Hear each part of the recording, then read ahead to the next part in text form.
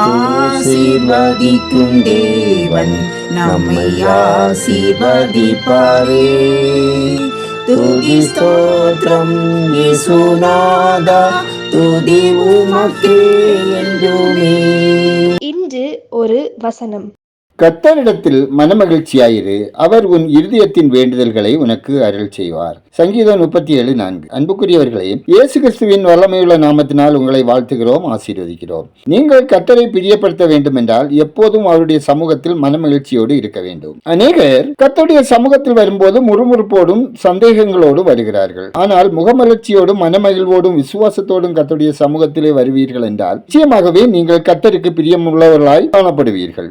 முறுமுறுப்பு என்பது கர்த்தருக்கு அருவருப்பு ஆனது. சிலரை பார்த்து எப்படி இருக்கிறீர்கள் என்று கேட்டால் உடனே அவர்கள் அழ ஆரம்பித்து விடுவார்கள், சிலர் புலம்ப ஆரம்பித்து விடுவார்கள். ஆனால் ஒரு சிலர் மட்டுமே கர்த்தர் எந்த சூழ்நிலையிலும் அவர்களை வைத்திருந்தாலும் சந்தோஷமாய் முகமலர்ச்சியோடு இருப்பார்கள். அவர்களுடைய வீடுகளில் எல்லாம் கர்த்தருடைய பிரசன்னம் நிறைவாய் இருக்கும், ஆசீர்வாதங்கள் மிகுதியாய் இருக்கும். நீங்கள் எப்போதும் மனமகிழ்ச்சியாய் இருந்தால் தாவீது ராஜாவை போல கர்த்தரை நான் எக்காலத்திலும் ஸ்தோத்தரிப்பேன், அவர் துதி எப்போதும் என் வாயில் இருக்கும் என்று சந்தோஷமாய் தேவனை மகிமைப்படுத்த முடியும். தேவ பிள்ளைகளே, எப்போதும் கர்த்தருக்குள் சந்தோஷமாயிருங்கள், கர்த்தரை சந்தோஷப்படுத்துங்கள், கர்த்தர் உங்களை ஆசீர்வதிப்பார். நாம் ஜெபிப்போம். எல்லா நன்மைகளுக்கும் ஊற்றும் காரணமும் ஆகிய எங்கள் பரம தந்தையே, ஆசீர்வாதமான இந்த நாளுக்காய், இந்த நாளின் வசனத்துக்காய் நன்றி சொல்லுகிறோம். அப்பா, ஐஸ்வர்யமும் கனமும் உம்மாலே வருகிறது, உம்முடைய ஆசீர்வாதமே ஐஸ்வர்யத்தை தரும் என்று வேதம் கூறுகிறது. கர்த்தாவே, எங்களை கண்ணோக்கி இரக்கம் பாராட்டி இருதயத்தின் விருப்பங்களை நிறைவேற்ற மன்றாடுகிறோம். ஆண்டவரே, உலகம் எங்கும் உள்ள அனைத்து மக்களையும் தயவுடன் கண்ணோக்கி பார்த்து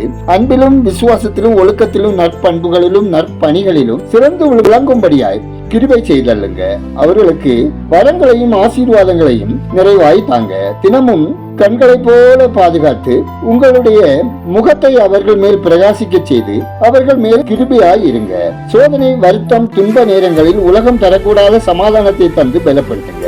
ஒவ்வொருவரின் வேலை, தொழில், வியாபாரம், விவசாயத்தை ஆசீர்வதித்தல்லுங்க.